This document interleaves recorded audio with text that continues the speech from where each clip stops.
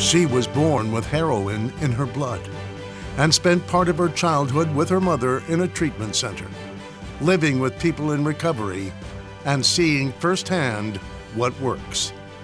Decades later, she's in charge of how Multnomah County helps people with addiction and mental illness. We have to be prepared at any given moment to, give someone a hand. Ebony Clarke joins us today to talk about how her past is helping guide her work now, and how she's working to improve the system for everyone who needs help. From KGW News, this is Straight Talk with Laurel Porter. Hello and welcome to Straight Talk. In this episode of Straight Talk, a remarkable journey for one of Multnomah County's newest directors, a woman who was born a month prematurely to a heroin-addicted mother. She spent weeks in the hospital after she was born, being weaned off the drugs. She lived part of her childhood in foster care before eventually being reunited with her mother. Ebony Sloan Clarke's early life was full of challenges, but she overcame them and went on to get her bachelor's degree from the University of Oregon, a master's of social work from Portland State. She's worked in public and nonprofit health organizations for 20 years. And earlier this year, Multnomah County named Clarke director of its Mental Health and Addiction Services Division, overseeing 300 staff members. She has big plans to better serve the county and the people who need its services. In this week's Straight Talk, we find out about Clarke's goals and how her early life shaped who she is today and her outlook on life and her job. Welcome to my guest, Director Ebony Sloan Clarke. Thanks for being here on Straight Talk. Thank you for having me. This is an honor. Well, it's an honor to have you here. You were named as director last spring. What does it mean to you to be in charge of a division that is so important to so many vulnerable citizens in the county? That's a really great question. And for me, first and foremost, it means that I've been entrusted by the consumers and the utilizers of our services and our community and our local residents to ensure that I am living this commitment that I have to making sure that we have a system that meets the complex and the unique needs of the people that we serve. What it means to me is that, I'm a spiritual person and I'm led by my faith.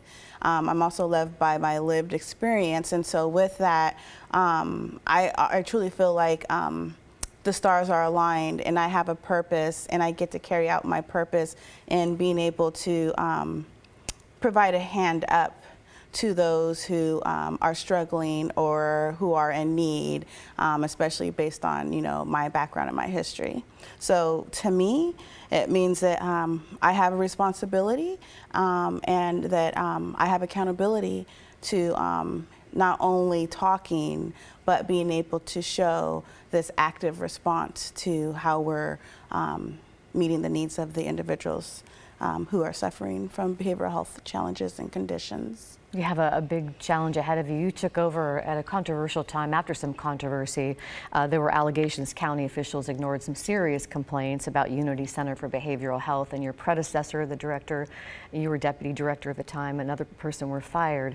Was it tough for you to step into that role to try to rebuild trust in the division, help boost morale? I think for me, what I know is that our work is about relationships. And relationship is the foundation that creates a catalyst of trust. And because of my work and because of my commitment and how I navigate and how I lead, I was able to leverage the relationships that I had with the community, with the consumers, with the staff, and with the people that I reported to. And so I think that it was an opportunity for me to be able to demonstrate that I could step forward and continue to move things ahead. And you're absolutely right. It was some trying times, but my responsibility was to focus on the needs of the people. My responsibility was to focus on ensuring that we weren't losing sight of our priority. And first and foremost, our priority is to serve those who are struggling. And so with that, understanding that this cannot be a one-person effort, I was able to step in and create a platform to leverage the voice of the staff and leverage the voice of peers and leverage the voice of the consumers to really begin to not only hear what the concerns and the challenges were and what their recommendations were, but I had an opportunity to be able to integrate their recommendations, and I had an opportunity to be able to demonstrate a real response. And so in the opportunity of being able to create and step into a higher level of accountability, I was lucky that I got to focus on how do we better serve and protect those. Tell us a little bit about the people that you serve, a little bit more about what the Mental Health and Addiction Services is and the people you serve. Yeah, so we, so Multnomah County, we serve as the local mental health authority. And so what that means is that we have the responsibility of ensuring that we have our finger on the pulse of the various needs of the individuals and the residents within Multnomah County specifically. It's our responsibility to understand the needs, whether it has to do with mental health, whether it has to do with substance use, whether it has to do with a mother and her child, or an older adult who suffered from chronic mental illness all their life. And so it's our job to ensure that we understand those various needs, and then within that, how are we coming together in a collaborative effort with the community, with our consumers, with our partners, with our key stakeholders to continue to create, to enhance and innovate, to create services and supports that meet the need. Our responsibility is to ensure that we're, it's this ongoing, evolving process. And so, the people that we're serving are the most vulnerable. So as I said, our priority populations are children and youth, older adults, those who suffer from chronic, severe and persistent mental illness, as well as our communities of color, because we also see disparities play out with communities of color. So you wanted to make some changes too in that regard. You wanted to have more peer mentors that were people of color to respond to the community. Have you been able to do that? Yes, and so in terms of the changes, first and foremost, the changes that I made and committed to was looking at how do we create a process where we have increased accountability, increased transparency, and increased commitment to achieving our aim. And so through that, able to ensure that we had a robust enough infrastructure or staffing to carry out what we're called to do, and then recognizing that, as I said earlier, it takes a collective effort. So that said, figuring out how do we increase peers into our system internally within the division, in addition to having a focus on our external commitments. And so absolutely was able to create additional positions where we have individuals with lived experience that sit right within the director's office and in a number of our various programs within the division. And their role is to hold us accountable. Their role is to help us make sure that we're not medicalizing the issues per se. Their role is to essentially bring us back down to reality, because oftentimes it's easy to lose touch in a sense as professionals, and so we need to have that balance to really understand how policy or recommendations might actually really impact an individual or a family, and so their voice is critical in what we do. You have had such an impressive career, and so has your journey been impressive. And our Maggie Vespa earlier this summer did a profile on you, so I want to play part of that story, and then we'll talk a little bit about it. My mom was a heroin addict, and I was born premature, I think about a month early. 42 years ago, Clarke's mom sat in Legacy Emmanuel Medical Center and watched as the drugs worked their way through her baby daughter's system. I know that she was gravely afraid and concerned for my health and my well-being. Despite those concerns, Clarke made a full recovery. But in the years that followed, her mom's struggles continued. When she went to prison, the state took custody of Clarke and her older brother. Then, something happened. Foster mother was giving me a bath, and the water was scalding hot, and she placed me in the bathtub, and my skin was burned. I ended up I had 3 third-degree burns, and ended up having to get skin grafts.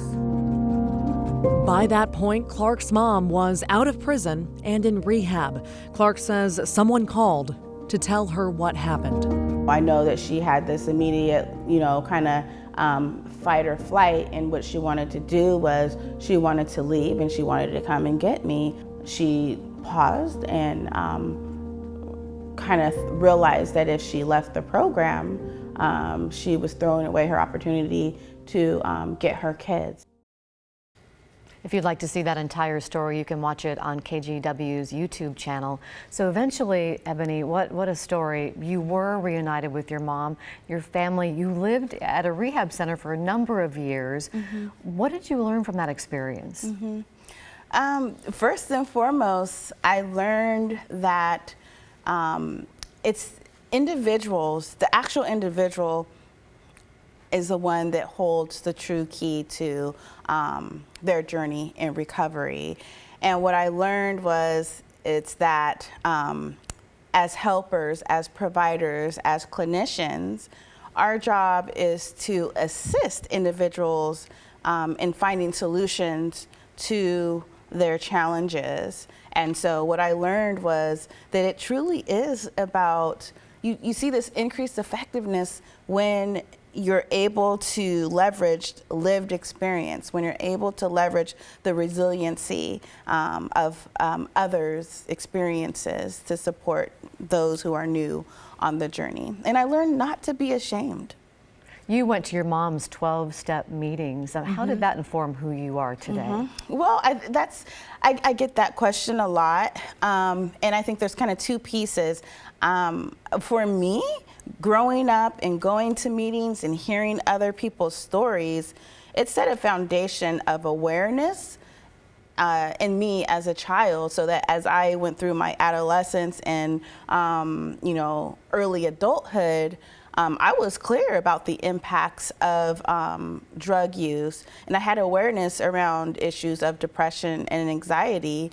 And because I knew firsthand and seen firsthand how it impacted my mother and how it impacted others, I didn't want to take that chance. And so it actually gave me the skills to stay focused and committed on kind of what my goals were in life. And then I think also it's what instilled this desire and passion and drive that I have to help others. I read you always knew you wanted to be a family therapist. Yes.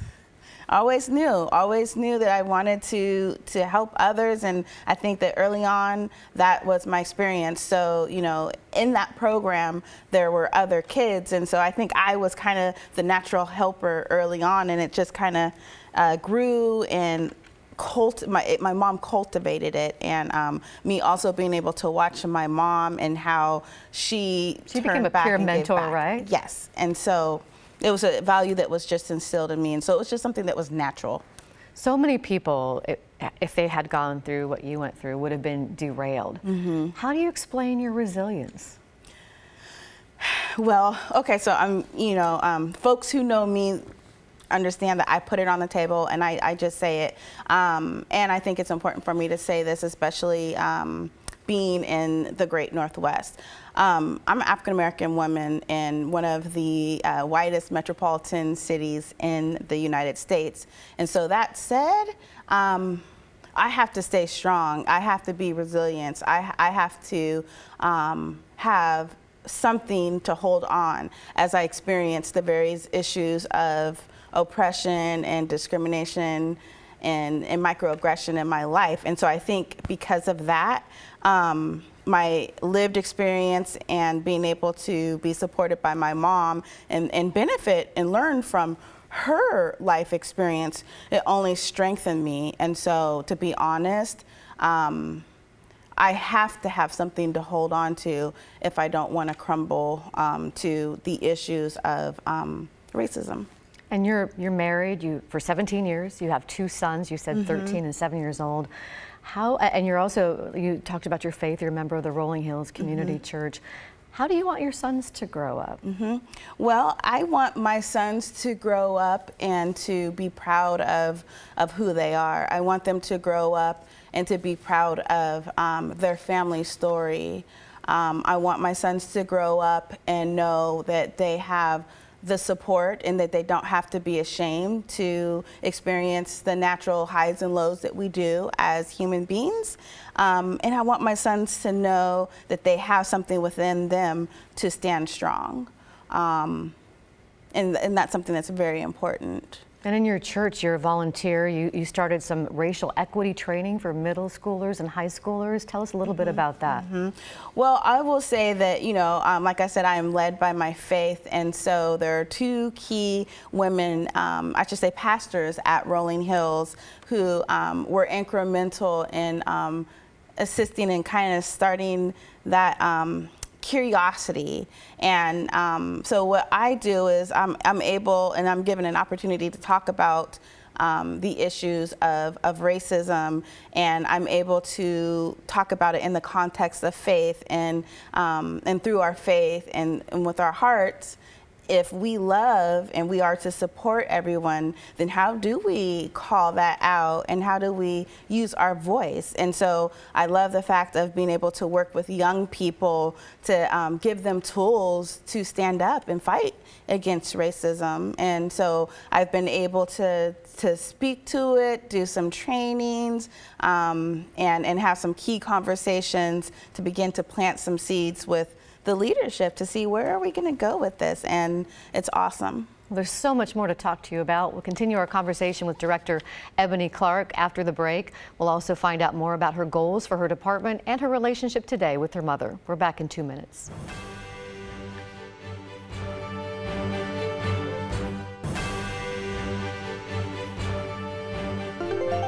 Welcome back to Straight Talk. I'm Laurel Porter. Before we get back to our conversation with Ebony Clarke, the new director of Multnomah County's Mental Health and Addiction Services Division, I want to thank you for being a loyal viewer of Straight Talk. And I would love it if you become a listener too and download our new KGW Straight Talk podcast. If you've already done it, thank you so much. If you haven't yet, here's how. All you have to do is open your camera app and point it at that QR code you see on your screen right now. It will take you to a link where you can download the KGW Straight Talk podcast for free so you can listen when it's convenient for you. We sure thank you for doing that. Now, welcome once again to my guest, Ebony Clarke. Welcome back. Thank you. Nice to have you. I want to talk about this behavioral health walk-in center that the county is building, because right now homeless people have no place to go that's not a clinic, an emergency room, or jail. And Multnomah County is turning the Bouchong building on Southwest Park Avenue into a walk-in center for thousands of people in the county who are on the streets and struggling with mental illness and addiction. How are you and your division partnering on this? Well, before I touch on that, I just want to use this as an opportunity to highlight and provide some context and history around our publicly funded behavioral health system.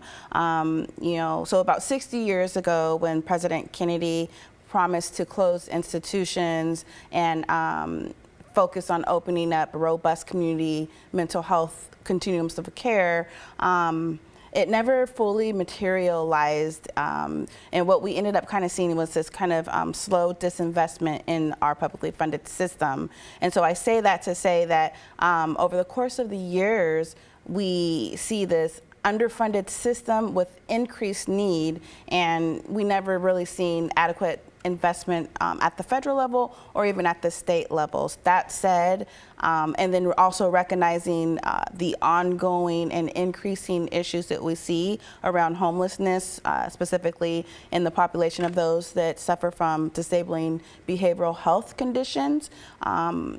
Multnomah County Chair is committed to looking at trying to find a real response. Thus, there's this project, specifically what we're calling the Behavioral Health Resource Center.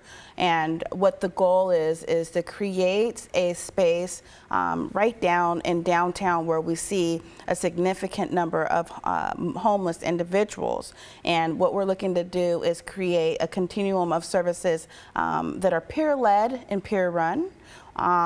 So we'll have drop-in services, we'll have shelter beds, and then some transitional housing. And so really looking at how do we create a resource that can meet the complex needs of the individuals who are suffering from chronic homelessness. You know, what we know is a lot of times if someone doesn't even know where they're going to lay their head, it's difficult to think about how can I begin to engage in treatment services. And so being able to have a space where you can go and get some soup or a sandwich, be welcomed and supported by others with lived experience, we're hoping that that will be kind of that nugget that then sparks curiosity and interest in trying to figure out, helping folks figure out solutions to their life. And so with that, we want to be able to have some co-located services where we'll have some providers there that can talk about services and supports and assist with trying to get individuals connected with appointments to expedite services. Any idea when this will all happen? So this is probably about a year and a half out. Not far away. And so I would say that right now we are in the process of construction and looking at trying to tear down the building to then begin to renovate to meet the design. Well, it's very exciting. I want to get to one other subject Yes. because we're almost out of time, but I did want to ask you about your mom because Yes. she did get clean and sober decades ago. We talked about her being a peer mentor. How did she turn her life around like that?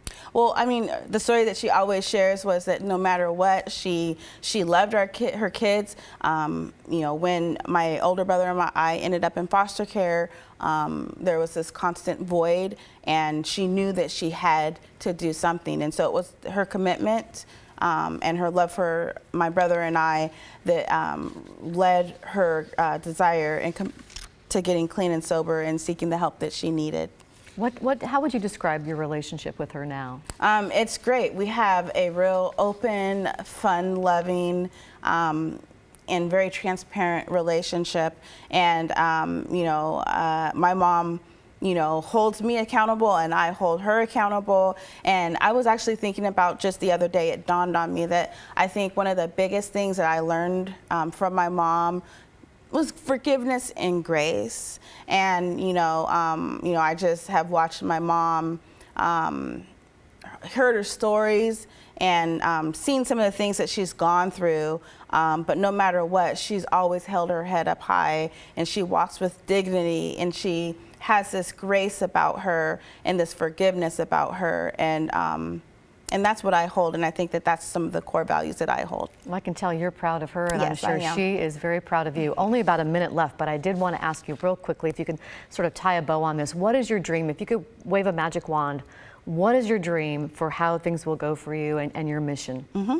Well, my dream is for the Mental Health and Addiction Services Division to be robust enough and nimble enough to meet the vast needs and the complex needs of the individuals that we serve in this ever-changing climate. I always say that it's important for us to be able to have a continuum of care that serves the whole person, recognizing as individuals we are complex and we are unique. And that said, we have to have a robust and complex system to meet that need. And so that's what my hope is. And my hope is that we have a system that is truly consumer-led and consumer-driven. I'm committed to increased accountability, transparency, and integrity. Well, Ebony Clarke, thank you for joining us. I do want to give this phone number that you shared with us for people who have concerns or want help. It's the Multnomah County Mental Health Call Center. Here's the number, 503-988-4888, 503-988-4888. 8488. Thank you again for being Thank here. you. Good luck, and I hope all your goals and dreams do come true. Thank you. And thank you for watching and listening. Remember, you can also get Straight Talk as a podcast. There's that QR code. Just point your camera at that. It'll take you to a link where you can download KGW Straight Talk. Thanks for checking it out. We'll see you next week for Straight Talk.